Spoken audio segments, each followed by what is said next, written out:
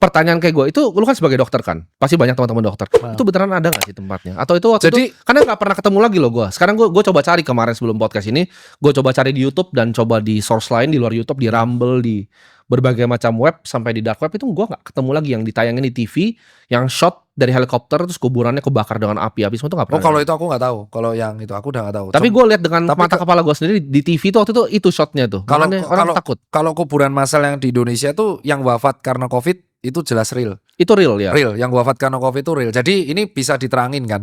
Itu orang akan bertanya. Ini harus dijawab ya. Jadi orang yang meninggal karena COVID mayoritas itu memang mereka ada komorbid. Itu betul. Jadi ini kan pasti dulu dihujat aku sama beberapa sejawat. Jadi bukan tiba-tiba COVID, terus misal amit-amit kena ke dokter Tirta atau Timothy, terus besoknya 5 hari, 14 hari mati. Rata-rata, ini harus real juga, dari data pun menunjukkan orang yang wafat karena COVID itu rata-rata punya 3 komorbid dari 3 penyakit ini.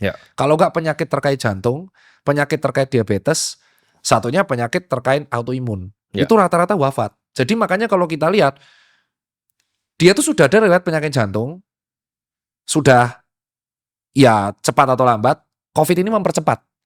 Kayak jalan tolnya untuk menuju maut.